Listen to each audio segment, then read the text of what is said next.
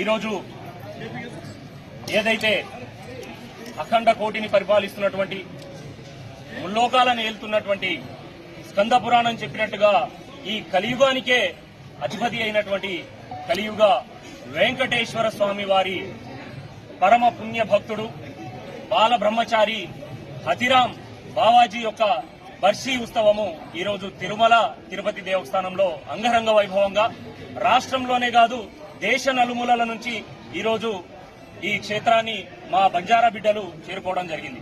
బర్షీ ఉత్సవం అంటే ఏదైతే 596 సంవత్సరాల క్రితమే హతిరాం బావాజీ తన యొక్క భక్తి భావంతో ఆ పవిత్రమైనటువంటి ఆ భక్తితో కలియుగ వెంకటేశ్వర స్వామినే సాక్షాత్కరించుకొని బాలాజీ అని నామకరణం చేసినటువంటి మహాపుణ్య భగవత్ స్వరూపి. మరి ఆ భగవత్ స్వరూపి యొక్క ఆనవాళ్లు ఈరోజు మనకు కనబడతా ఉన్నాయి. మరి ఏదైతే బర్షీ ఉత్సవం గత 596 సంవత్సరాల క్రితము సరిగ్గా ఇదే రోజు శ్రీ శ్రీ శ్రీ హతిరాం బావాజీ వారు సజీవ సమాధి అయినటువంటి దినం కాబట్టి తప్పకుండా ముల్లోకాల్లో ఉన్నటువంటి మహనీయులు మరియు యావత్ దేశంలో ఉన్నటువంటి బంజారా భక్తులు ఈరోజు ఇక్కడ చేరుకోవడం జరిగింది. మరి ఏదైతే కొన్ని వందల సంవత్సరాల చరిత్ర ఉన్నటువంటి ఈ మఠాన్ని ఈరోజు ఈ పవిత్రతను ఇబ్బంది కలిగించే ప్రయత్నాలు ఈరోజు ఇక్కడ జరుగుతుందని చెప్పడం మాకు బాధ శోచనీయంగా ఉంది. మా మనోభావాలను దెబ్బతీస్తా ఉంది. ఒకవైపు ఏదైతే అతి ప్రాచీనమైనటువంటి అతి పురాతనమైనటువంటి అతి పవిత్రమైనటువంటి ఈ స్థలంలోనే కలియుగ వెంకటేశ్వర స్వామి బాలాజీతో ఏదైతే బాలాజీ హతిరాం బాలాజీతో ఆటలాడి పాచికలాడి ఆ భక్తితో భగవంతుణ్ణే ఓడించినటువంటి మహనీయ అంత గొప్ప మహాత్ముడైనటువంటి ఆ మఠాన్ని ఆ ఆనవాళ్ళని అతను ఆడినటువంటి ఆ చరిత్రను చెరిపేసే ప్రయత్నాలు ఈ రోజు కొంతమంది పాలకులు చేస్తా ఉన్నారని తెలిసింది.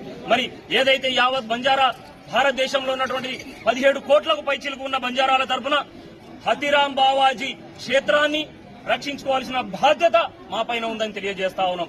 ఇక్కడ ఉన్నటువంటి ప్రభుత్వ ముఖ్యమంత్రి వర్యులు గౌరవ నారా చంద్రబాబు నాయుడు కావచ్చు, డిప్యూటీ ముఖ్యమంత్రి వర్యులు పవన్ కళ్యాణ్ గారికి కూడా చేతులు జోడించి మా భారతదేశ బంజారాల తరఫున మేము వేడుకుంటా ఉన్నాము. దయచేసి ఈ మఠాన్ని కూల్చే ప్రయత్నాన్ని ఆపండి. ఇదే పవిత్రతను చాటి చెప్పుకోవడానికి సహకరించండి. అదేవిధంగా ఏదైతే భారతదేశంలో 25 రాష్ట్రాలలో హతిరాం బావాజీ మఠం సంబంధించిన ఆస్తులు ఉన్నాయి.